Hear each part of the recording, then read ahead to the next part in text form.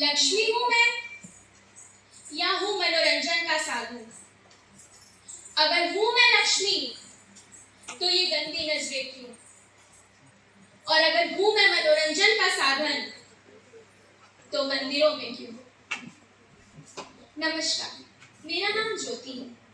पहचाना आप सभी ने मुझे?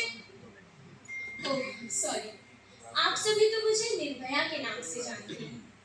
बड़े ही प्यार से रखा था मेरे माँ बाप ने मेरा ये नाम। जानते हैं क्यों? क्योंकि मैं कभी किसी चीज से नहीं डरती थी। हर मुश्किलों का मैं डट कर सामना करती थी। और क्या बताऊं आप सभी को मैं अपने बारे में, बहुत ही खुश मिजाज लड़की थी। अरे बड़े ध्यान से सुन रहे हैं आप सभी मुझे? चलिए, अब सुन ही रहे हैं तो मैं आप सभी को अपना किस्सा सुना। किस्सा निर्भया का। आखिर क्या हुआ था 16 दिसंबर 2012 की उस रात को मेरे साथ, आइए जानते हैं। 16 दिसंबर 2012 की सुबह मुझे मेरे बेस्ट फ्रेंड अभिंद्र का फोन आया। उसने मुझसे कहा, चल शाम को मूवी देखने चलते हैं। अब क्योंकि मूवी शाम की थी और हमें आने में लेट हो जाता, और क्योंकि आप सभी को पता है दिल्ली जैसे शहर में एक लड़की का देर रात तक घर से बाहर रहना खतरे से खाली नहीं होता, तो मैंने उसे मना कर दिया। पर उसने मुझसे कहा कि तू टेंशन मत ले, जब तक मैं तेरे साथ हूँ तुझे एक खरोच भी नहीं आने दूंगा। मैंने उसकी बात मान ली। उसने मुझसे कहा, चल ऑफिस के बाद चलें। फिर ऑफिस के बाद हम मूवी देखने चले गए। मैं बहुत खुश थी, मूवी भी बहुत अच्छी थी। अब क्योंकि रात हो चुकी थी तो हमें कोई टैक्सी नहीं मिली, तो मुझे पास में एक सफेद कलर की बस खड़ी दिखाई दी। तो मैंने उससे कहा, चल हम उस बस से चलते हैं। तो मेरे दोस्त ने कहा कि हाँ ठीक है, चल हम उसी बस से चलते हैं। तो हम उस बस में चढ़ गए।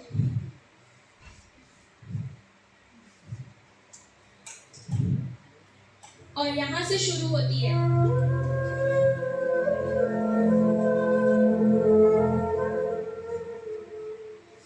मेरी कहानी। वो कहानी जो कभी कोई लड़की नहीं देखना चाहती। वो चीखें जो किसी ने सुने हो या ना सुने हो, महसूस हर एक इंसान ने किया है। हर एक इंसान ने वो खून के छींटे जो पहुंचे उस बस से हर एक चौखट तक, हर एक चौखट तक। हम जैसे उस बस में चढ़े, बस के लास्ट सीट पर 5 से 6 लड़के थे। वो लड़के जिस तरीके से मुझे घूर रहे थे, मानो मुझे कुछ अच्छा नहीं लग रहा था। मुझे लगा कुछ तो गड़बड़ है यहाँ पे। तो मैंने अपने दोस्त से कहा कि छोड़, हम दूसरी बस से चलते हैं, मुझे इस बस में कुछ अच्छा नहीं लग रहा। तो उसने मुझसे कहा, चल ठीक है, हम दूसरी बस से चलते हैं। और जैसे ही हम उस बस से उतरने लगे, उन लोगों ने हमारा रास्ता रोक लिया और मेरे दोस्त को तब तक मारा कि जब तक वो अधमरा ना हो जाए। मैं बहुत डर चुकी थी, मुझे कुछ समझ नहीं आ रहा था, चीखूं चिल्लाऊं, जल्दी बस से कूद जाऊं, या जो हो रहा है उसे चुपचाप होने दो, चुपचाप होने दो।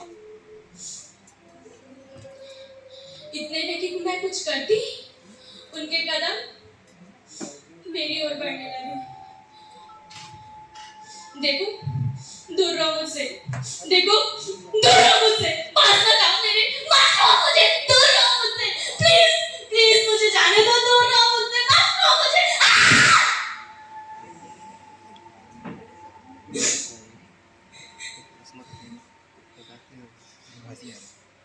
मैं चीखती रही, चिल्लाती रही, छोड़ दो मुझे, जाने दो। पर उन लोगों को मुझ पे थोड़ी भी दया नहीं आई।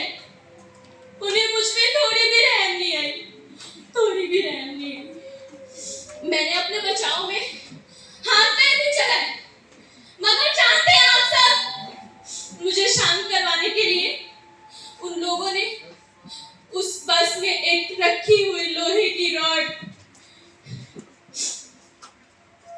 मेरे पेट में डाल दी। बहुत दर्द हुआ मुझे, मैं तड़पती रही। जिंदा लाश बन चुकी थी मैं, जिसे सुनाई और दिखाई तो सब दे रहा था, लेकिन महसूस कुछ नहीं हो रहा था, कुछ नहीं। और जानते हैं, जब मन भर गया उनका मुझसे, फेंक दिया सुनसान सड़क पर मुझे मरने के लिए। मैं नहीं मरी थी, मैं जिंदा थी। मैं नहीं मरी थी, मैं जिंदा थी, और मैं जिंदा रहना चाहती थी।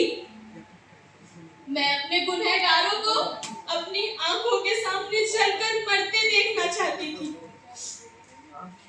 पर उस खुदा को ये मंजूर नहीं था। वो भगवान जानता था कि इस देश का कानून मुझे इंसाफ दिलाने में 7 साल लगा देगा। 7 साल।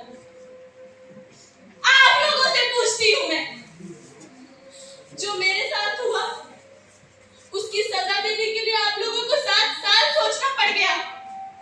7 साल।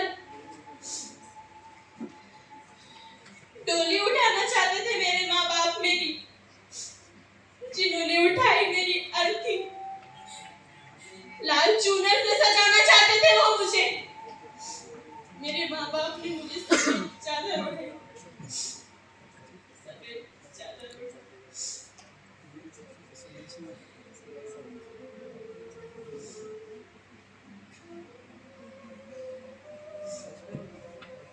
मुर्चे भी उठाए थे, कैंडल भी जलाए थे, स्टेटस भी लगाया था, पर क्या आप लोगों ने न्याय किया मेरे लिए?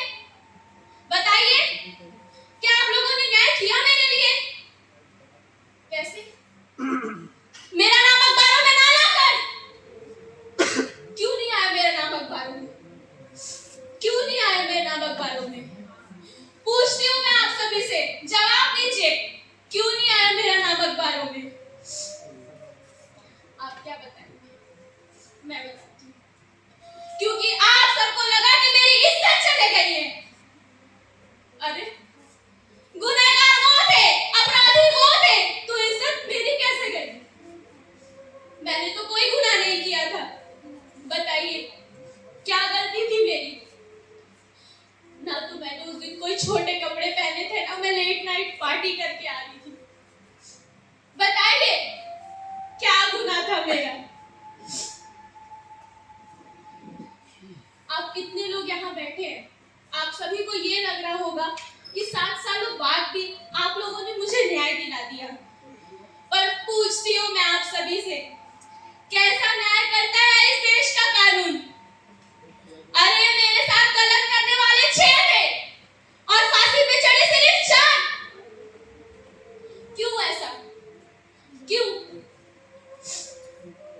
ठीक है, 5वें ने तो डर के मारे अपनी आत्महत्या कर दी, और छठे को 3 साल की सजा देकर छोड़ दिया गया। जानते हैं क्यों? नाबालिग। क्योंकि वो नाबालिग था। अरे, जब उस नाबालिग ने मेरे साथ गलत करते वक्त अपने मालिक और नाबालिग होने का फर्क नहीं समझा, तो इस देश का कानून उसे सजा देते वक्त ऐसा फर्क क्यों करता है? क्यों? इतनी आसान मौत नहीं चाहती थी मैं उनकी। मैं चाहती थी जैसे उन्होंने मुझे तड़पा तड़पा कर मारा है, वो भी तड़प तड़प कर मरे, वो भी तड़प तड़प कर मरे, वो भी तड़प तड़प कर मरे।